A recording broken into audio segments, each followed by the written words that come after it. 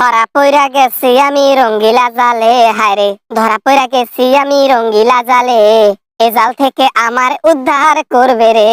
এই হাসিনার বুদ্ধিতে আমি এই হাসিনার বুদ্ধিতে আমি সবকিছু করলিলাম রে। এখন ধরা পইরা ডিম খাইতেছি।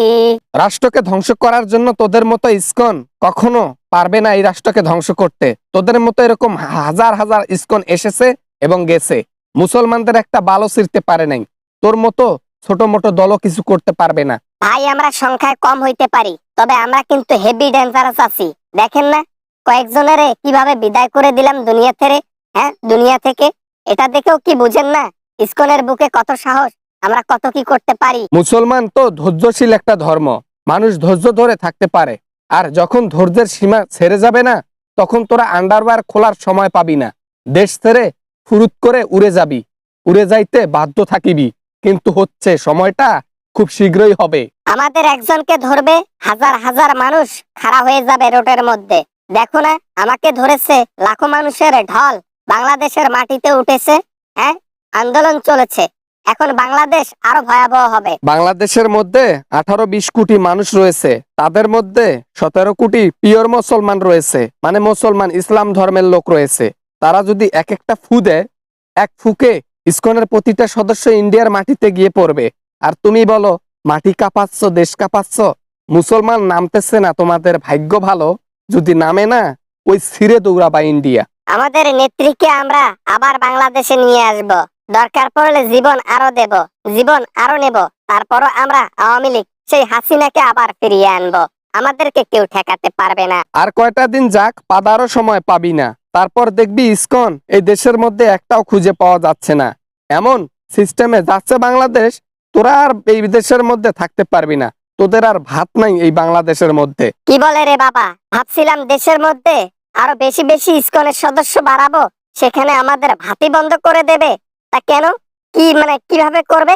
আমাদেরকে কি নিষিদ্ধ করে দেবে নাকি? দল তো নিষিদ্ধ করবেই, ইসকন তো নিষিদ্ধ করবেই, সাথে সাথে যারা জড়িত আছে ষড়যন্ত্রের সাথে তাদেরকে ধরে আইনের আয়ত্তায় আনা হবে এবং তাদের পিছনে বড় বড় সিদ্ধ ডিম দেয়া হবে আর মুখ দিয়ে বের করা হবে। ডিমের ভয় দেখাইও না ভাইয়া, ডিমের ভয় দেখাইও না। প্রতিদিন 35 শালিক করে পিছনে ডিম দেয় আমার, আমার তাও কিছু হয় না। তাও একটু ভগবানের নাম নিয়ে চিল্লাই, যত বেশি চিল্লাই তত বেশি ডিম। আমরা শাস্তি দিতেও জানি, শাস্তি পেতেও জানি। এখানেই শেষ নয়, ইন্ডিয়াতে পাঠিয়ে দেওয়া হবে। তোমাদের যতগুলো সদস্য রয়েছে তাদেরকে ওয়ার্নিং দেওয়া হবে যে তাড়াতাড়ি বাংলাদেশ ছেড়ে যেন ইন্ডিয়াতে যায়।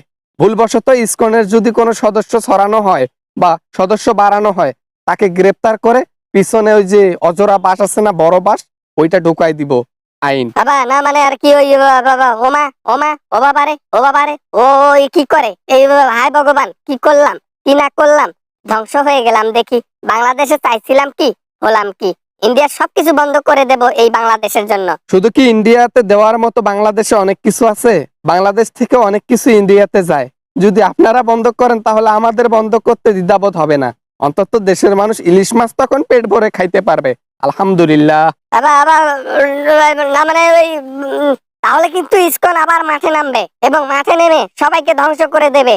এই ইসকন আমরা কিন্তু সন্ত্রাসী, এই সন্ত্রাসী কিন্তু একদম মাঠ ক্লিয়ার করে ফেলবে মুসলমানদেরকে। একটাবার নামা দরকার, ইসকনের আসলে বুঝিয়ে দেওয়া দরকার মুসলমানদের যে আসলে আমাদের পাওয়ারটা কোথায়। যদি একবার নামি না, যতজন নামবে তার বাতাসে তোরা হাওয়া হয়ে যাবি, বুঝলি? এতটাই মুসলমানের ঘনত্ব। কথায় আছে না, কথায় কি, হাদিসে স্পষ্ট আছে, শেষ জামানায় মুসলমানে বিশ্ব শাসন করবে, আর সেটা খুব শীঘ্রই হবে ইনশাআল্লাহ। আশা করি ভিডিওটা অনেক ভালো লেগেছে and অনেক এনজয় করেছেন। যদি ভিডিওটা ভালো লাগে তাহলে প্লিজ ভিডিওটাতে একটি লাইক করবেন। আর কিছু বলতে চাইলে নিচে কমেন্ট বক্সে কমেন্ট করতে পারেন। আর ভিডিও দেখেন, শেয়ার করেন না, অবশ্যই শেয়ার করবেন, বন্ধু বান্ধবদের দেখার সুযোগ করে দিবেন। তো দেখা হবে এরকম আমেজিং ভিডিও নিয়ে আবারও আপনাদের সাথে। সবাই ভালো থাকবেন, সবাই সুস্থ থাকবেন। খোদা হাফেজ।